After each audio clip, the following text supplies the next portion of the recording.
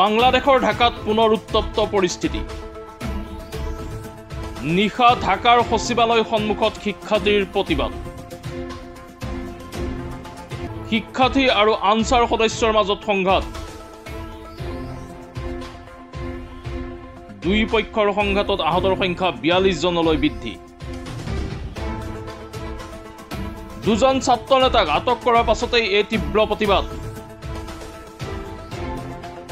লাঠিৰে শিক্ষাৰ্থীক আক্ৰমণ।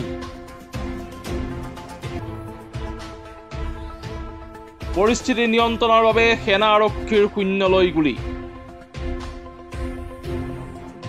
সংঘাতত আহতসকলক ঢাকাৰ চিকিৎসাৰ মহাবিদ্যালয়ত ভৰ্তি কৰিছে বুলি জানিব পৰা গৈছে। পুনৰবাৰ জনাইছো, বাংলাদেশৰ ঢাকাত পুনৰ উত্তপ্ত পৰিস্থিতি। নিশাৰ ঢাকাৰ সচিবালয় সন্মুখত শিক্ষাৰ্থীৰ তীব্ৰ প্ৰতিবাদ। শিক্ষাৰ্থী আৰু আনসাৰ সদস্যৰ মাজত সংঘাত। দুই পক্ষৰ সংঘাতৰ আহতৰ সংখ্যা 42 জনলৈ বৃদ্ধি।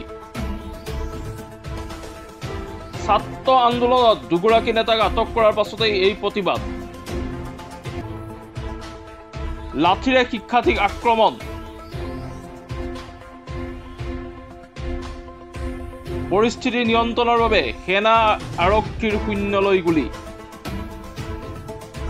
এই ভয়ংকৰ সংঘাতত আহতসকলক ঢাকাৰ চিকিৎসা মহাবিদ্যালয়ত ভৰ্তি কৰিছে বুলি জানিব পৰা গৈছে।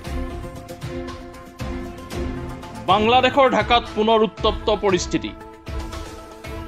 নিশা ঢাকাৰ সচিবালয় সন্মুখত শিক্ষাৰ্থীৰ প্ৰতিবাদ। শিক্ষাৰ্থী আৰু আনসাৰ সদস্যৰ মাজত সংঘাত।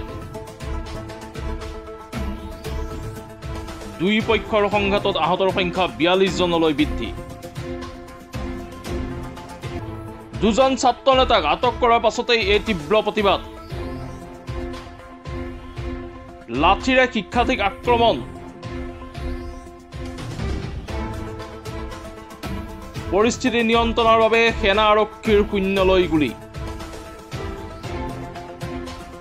সংঘাতত আহতসকলক ঢাকাৰ চিকিৎসাৰ মহাবিদ্যালয়ত ভৰ্তি কৰিছে বুলি জানিব পৰা গৈছে। পুনৰবাৰ জনাইছো, বাংলাদেশৰ ঢাকাত পুনৰ উত্তপ্ত পৰিস্থিতি। নিশাৰ ঢাকাৰ সচিবালয় সন্মুখত শিক্ষাৰ্থীৰ তীব্ৰ প্ৰতিবাদ। শিক্ষাৰ্থী আৰু আনসাৰ সদস্যৰ মাজত সংঘাত।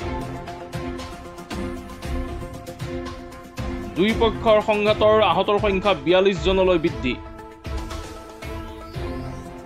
ছাত্ৰ আন্দোলনত দুগৰাকী নেতাক আটক কৰাৰ পাছতেই এই প্ৰতিবাদ। লাঠিৰে শিক্ষাৰ্থীক আক্ৰমণ।